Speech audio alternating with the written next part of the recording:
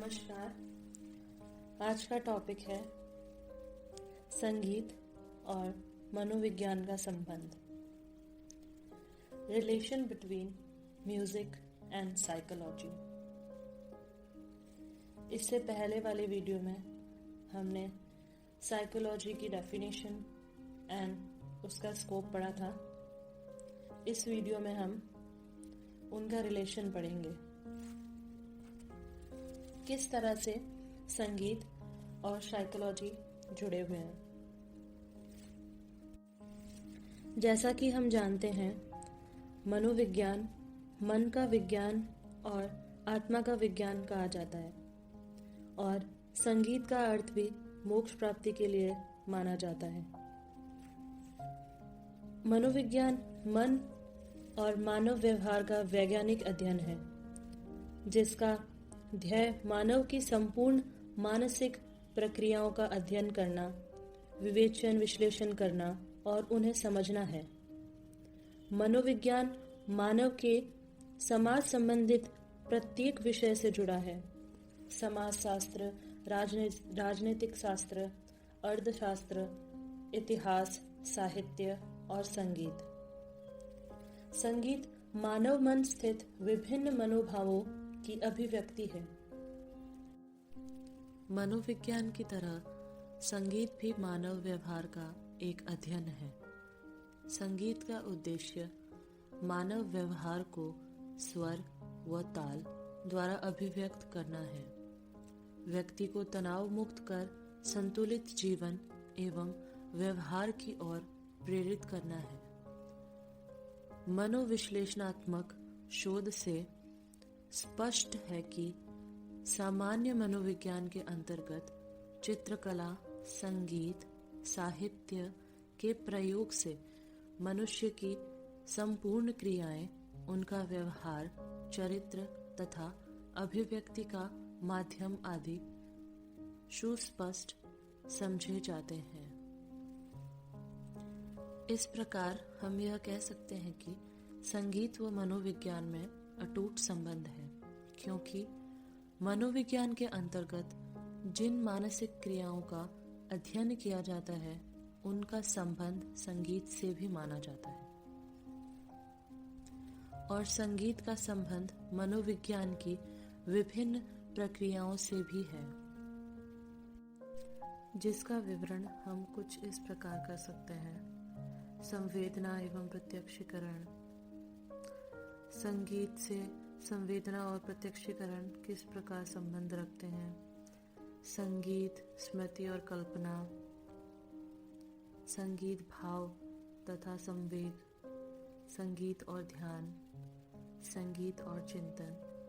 आज हम इन सब के बारे में अध्ययन करेंगे और मनोविज्ञान की विभिन्न शाखाओं का संगीत से संबंध, इसके बारे में भी पढ़ेंगे। तो आइए एक एक कर हम यह पढ़ते हैं। संवेदना एवं प्रत्यक्षीकरण। किसी भी वस्तु के प्रति व्यक्ति की इंद्रियों के द्वारा की गई प्रक्रिया ही संवेदना कहलाती है। दूसरे शब्दों में हम कह सकते हैं कि जब हम अपनी ज्ञानेंद्रियों के द्वारा किसी वस्तु को महसूस करते हैं तो उसे संवेदना कहते हैं। अर्थात संवेदना का द्वार ज्ञानेंद्रियां हैं। क्रूज के अनुसार उत्तेजना के प्रति किसी जीव की पहली प्रक्रिया ही संवेदना है। प्रत्यक्षीकरण।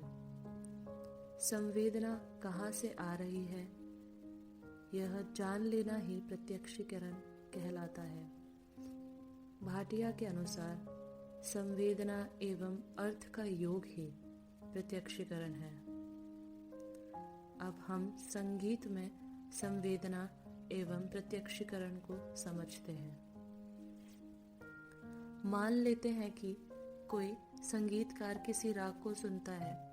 जब वह राग सुनने के बाद यह पता लगाता है कि वह कौन सी राग है, तो यह पहला कार्य राग को सुनना संवेदना और दूसरा कार्य पहचान लेना कि राग कौन सी है, यह प्रत्यक्षीकरण है।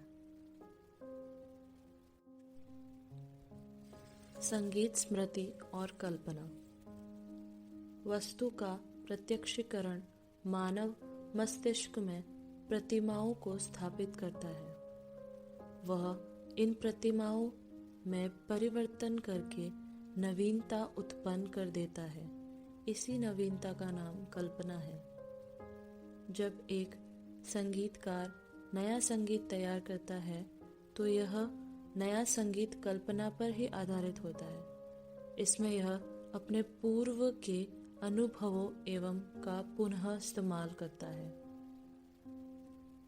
उसमें से उपयुक्त अनुभवों का चुनाव करके कुछ परिवर्तन करता है और एक नया संगीत बना देता है। इसी प्रकार सभी मनुष्य अपने अपने क्षेत्र में पूर्व के अनुभवों के आधार पर नई नई कल्पनाओं को जन्म देते हैं और यही कल्पना वस्तुओं में तब्दील होती है। संगीत, भाव तथा संवेग। मानव जीवन अनुभूति तथा अभिव्यक्ति दोनों से ही प्रभावित होता है। इसी को ही मनोविज्ञान की भाषा में भाव और संवेग कहा जाता है। प्रत्येक मानव मन में विविध भाव व्याप्त होते हैं। इन भावों की अभिव्यक्ति वह कला के माध्यम से करता है तथा कलाओं में संगीत को भावों की अधिकाधिक अभिव्यक्ति में सक्षम होने के कारण सर्वस्थान प्राप्त है।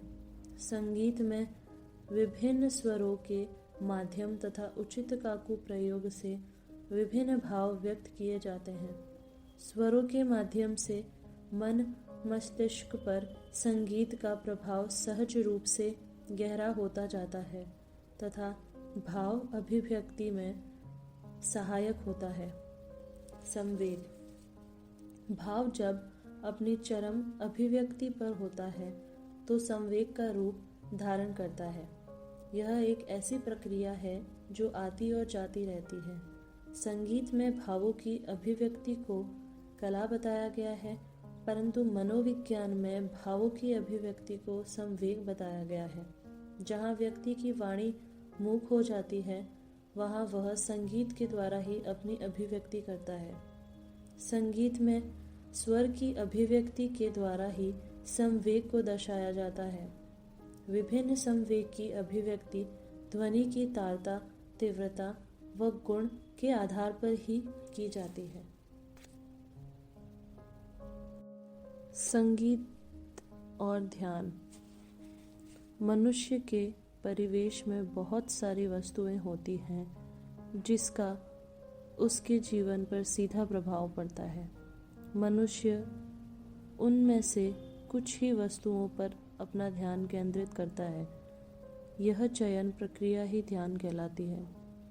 हम जानते हैं कि एक संगीतकार भी जब संगीत गाता है या बजाता है तो उसका भी ध्यान संगीत में ही अलग अलग राग एवं यंत्र पर जाता है, पर वह उसमें से सिर्फ उनका चयन करता है जिनकी उन्हें ज़रूरत होती है।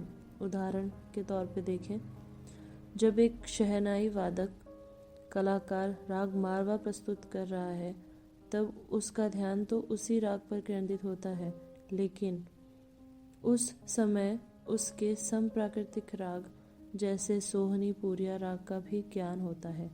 इसीलिए हम यह कह सकते हैं कि एक गायक वादक की सफलता के पीछे मानसिक प्रक्रिया ध्यान ही है।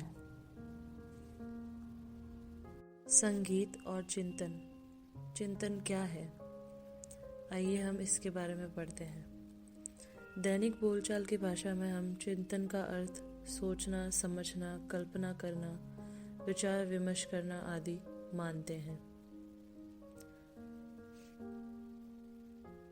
मनुष्य एक सामाजिक प्राणी है, आपको भी पता है और मुझे भी। तो मनुष्य के जीवन में कठिनाइयाँ और समस्याएं भी आती रहती है। मनुष्य समस्याओं के समाधान हेतु भिन्न भिन्न प्रकार के उपाय सोचता है। यही उपाय सोचना ही चिंतन कहलाता है। यह बड़ा गंभीर होता है। इससे ही आगे समस्या का हल निकलना है या नहीं ये तय होता है। इसी चिंतन की मदद से संगीतकार अपने संगीत में नए नए राग, थाट, चलन आदि पर ध्यान देते हैं। पुरानी राग से मिलती जुलती राग बना पाते हैं। अब हम मनोविज्ञान की विभिन्न शाखाओं का संगीत से संबंध पढ़ेंगे। प्रमुख तौर पर मनोविज्ञान की 4 शाखाएं मानी जाती हैं: शिक्षा मनोविज्ञान, असामान्य मनोविज्ञान, समाज मनोविज्ञान, उद्योग मनोविज्ञान। मैंने इसके पहले यह चर्चा की है संगीत सीखने समझने में मानसिक क्रियाएं किस प्रकार कार्य करती हैं और संगीत में मनोविज्ञान की क्या भूमिका है, उसको बताने का प्रयास किया है। लेकिन अब मनोविज्ञान की विभिन्न शाखाओं में संगीत किस प्रकार जुड़ा हुआ है उस पर विचार किया जाएगा। सबसे पहले शिक्षा मनोविज्ञान एवं संगीत पढ़ते हैं। शिक्षा मनोविज्ञान शिक्षा की समस्याओं का अध्ययन, विश्लेषण, विवेचन और समाधान करना है। शिक्षा के क्षेत्र की अनेक समस्याओं का समाधान सामान्य मनोविज्ञान के सिद्धांतों के आधार पर किया जाता है। इसमें मुख्य समस्याएं बच्चों के शिक्षण, पाठ्यक्रम, उपलब्धि तथा भविष्य योजनाओं से संबंधित होती है। शिक्षा मनोविज्ञान इन सभी समस्याओं का अध्ययन कर उचित समाधान प्रस्तुत करता है। इस अवस्था में बच्चों को शिक्षित करते समय कई समस्याओं का सामना करना पड़ता है। इन समस्याओं को संगीत के माध्यम से दूर किया जाता है, जैसे बच्चों को संगीत के माध्यम से पाठ पढ़ाना, बच्चों को संगीत के सहारे ही अक्षरों तथा शब्दों का ज्ञान कराना आदि शामिल है।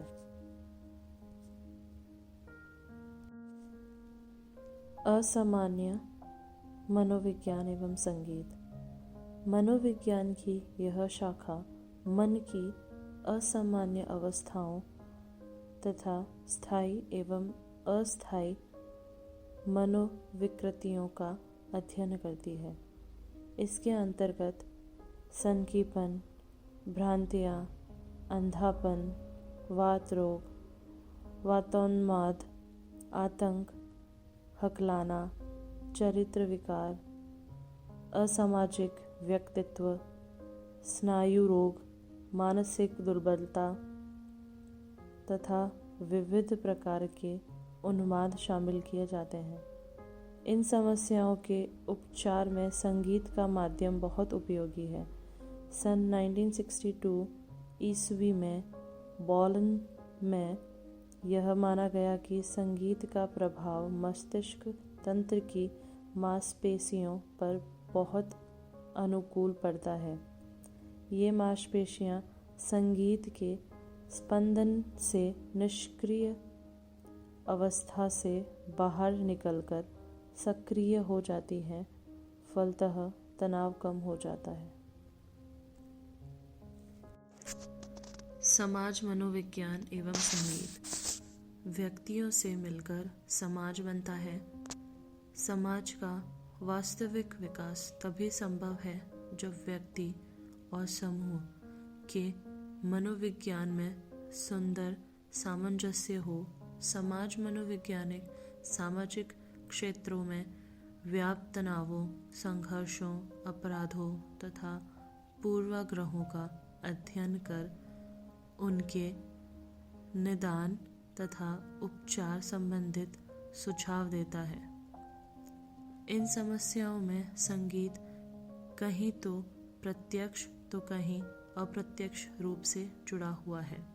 उदाहरण, हम जानते हैं कि हमारे समाज में मुख्य समस्या जाति प्रथा को लेकर है। इस समस्या को संगीत के माध्यम से दूर किया जाता रहा है, क्योंकि संगीत गाने वाला और उसे सुनने वाला दोनों विभिन्न जाति के होते हैं, परंतु वे संगीत के माध्यम से एक दूसरे से जुड़े हैं। इसी तरह संगीत सीखने वाले अलग अलग जाति के होते हैं, परंतु संगीतज्ञ एक साथ बैठकर रियाज करते हैं, खान पान तथा निवास करते हैं। भारतीय संगीत घरानों ने भी जाति प्रथा को समाप्त करने का काम किया है। उद्योग मनोविज्ञान एवं संगीत।